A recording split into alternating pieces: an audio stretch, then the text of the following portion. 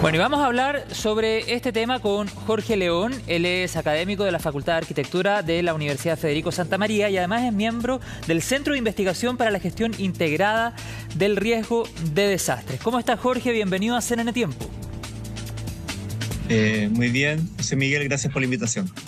Ahí te vemos con la universidad de fondo en un día nublado en la ciudad de Valparaíso. Y Jorge, nos gustaría comenzar preguntando sobre el ejercicio que realizaron durante el fin de semana y que hace referencia a la utilización de la realidad virtual para enseñar a cómo actuar, por ejemplo, ante un tsunami. Cuéntame cómo les fue. Fue una actividad bastante exitosa. Tuvimos varias decenas de personas que acudieron libremente a participar en este ejercicio donde se evaluaban potenciales procesos de evacuación vertical por tsunami en 4 edificios de Viña del Mar que habíamos seleccionado con unos procesos de investigación previa. Modelamos completamente en formato digital, tridimensional, y después generamos experiencias de realidad virtual inmersiva, donde estos edificios podrían ser navegados por las personas simulando un proceso de evacuación vertical. Eso es súper importante, muy interesante. Vamos a profundizar en esta tendencia de la evacuación vertical, pero antes quisiera preguntarte, ¿por qué eligieron la ciudad de Viña del Mar para realizar este ejercicio? ¿Es una ciudad que está en un mayor riesgo respecto a otras? Las investigaciones de muchos colegas demuestran de manera bastante clara que en la zona central chilena estamos en presencia de una brecha sísmica, es decir, un tiempo prolongado de tiempo donde no ha habido eventos sísmicos de magnitud mayor. El último que conocemos fue el año 1730 y sabemos que ese evento inundó parte importante de la costa de Valparaíso. En ese entonces Viña del Mar no existía, aún no estaba ocupado el territorio donde está la ciudad ahora, pero los modelos muestran que fue un área inundada de manera importante. En el periodo de tiempo transcurrido desde esa época, la ciudad se ha consolidado y se ha ubicado una gran cantidad de residencias y actividades urbanas en sectores que son potencialmente muy susceptibles de ser afectados por inundación. Y tengo entendido también... que Viña del Mar... Sí, perdón, te escucho. No, yo diría que Viña del Mar... Sí, Viña del Mar, disculpa. Yo diría que de los casos chilenos, junto quizás con Arica, pero Arica tiene una población expuesta menor, es probablemente la ciudad más expuesta a una catástrofe de este tipo en términos de la cantidad de gente y de actividades urbanas que podrían ser afectadas por un tsunami de magnitud mayor. Y eso se debe a que, por ejemplo, el tiempo promedio de evacuación en una ciudad como Viña del Mar y cómo está dispuesta la organización o la distribución de las calles, ¿ese tiempo de evacuación es mayor, por ejemplo, al que se requiere ante una emergencia?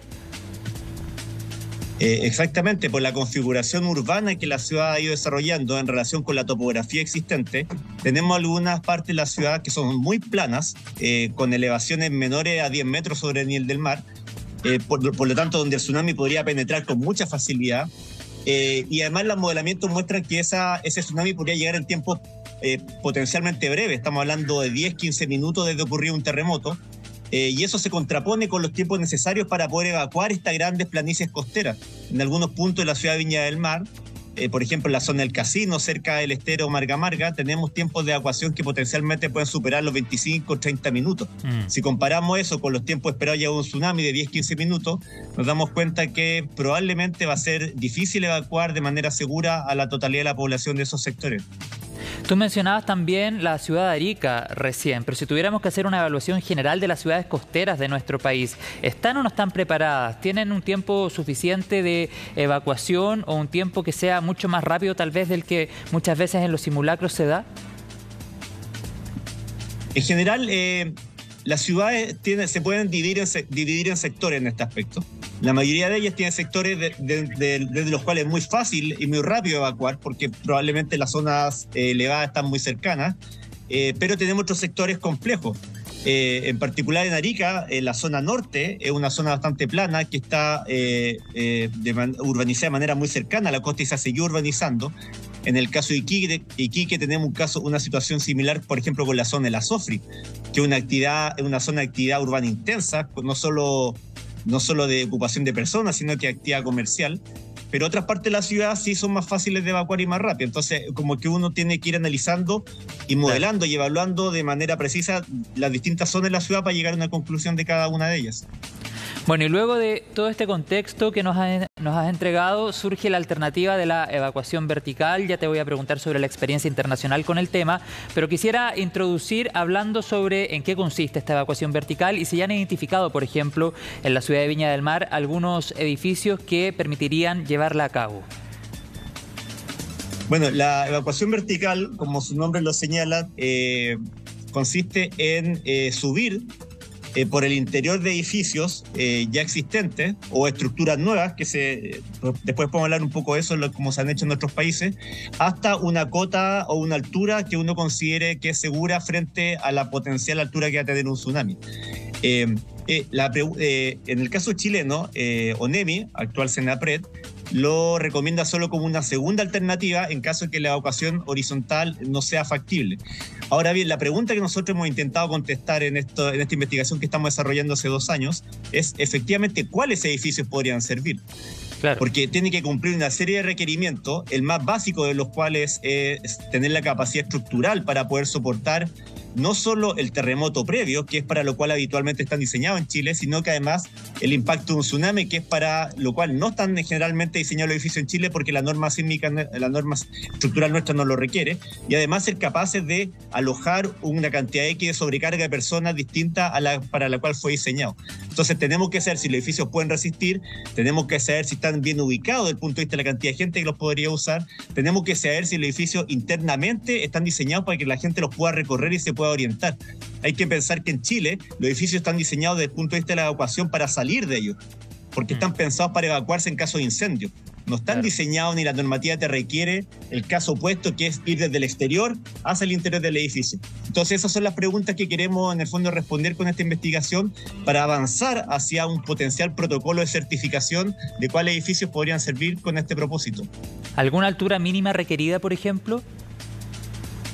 Bueno, ONEMI recomienda un estándar mínimo de 8 pisos, que estamos hablando de llegar a un nivel aproximadamente 24 metros por sobre el terreno de la calle. Ahora, eso es distinto en otros países. En otros países ese estándar no es generalizado, sino que está considerado basándose en la altura esperada de profundidad del tsunami en cada sector. Pero como en Chile no tenemos mucho modelamiento, o tenemos modelamiento pero no en todos los lugares, se aplica este criterio general del piso 8 como cota segura. Perfecto. Y bueno, respecto a la experiencia internacional, tú me decías hace algunos minutos atrás, ya hay algunos países que nos llevan la delantera en este tema de la evacuación vertical y ya se han hecho algunos ejemplos relacionados a ella, ¿verdad?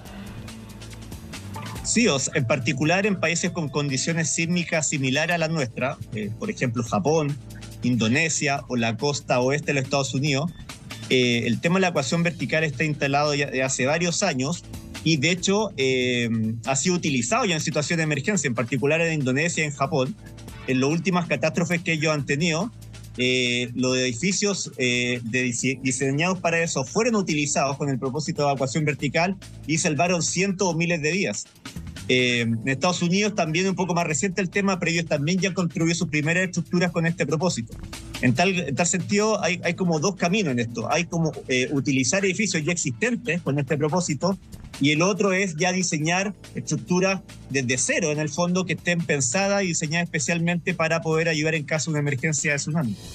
Diseñados y construidos exclusivamente para ese objetivo. Bueno, ahí también entraría en discusión el tema del espacio, que sabemos, por ejemplo, en ciudades como Viña del Mar no abunda, ya que está prácticamente construida toda aquella zona, por ejemplo, que está cercana al mar. Pero bueno, es materia de análisis y, por supuesto, es una alternativa muy interesante. Jorge, muchas gracias por la conversación. Vamos a estar muy pendientes al desarrollo de la investigación que ustedes están llevando a cabo y, por supuesto, ante nuevas actualizaciones las conversamos nuevamente en CNN Tiempo. Que tengas un buen día. Muchas gracias.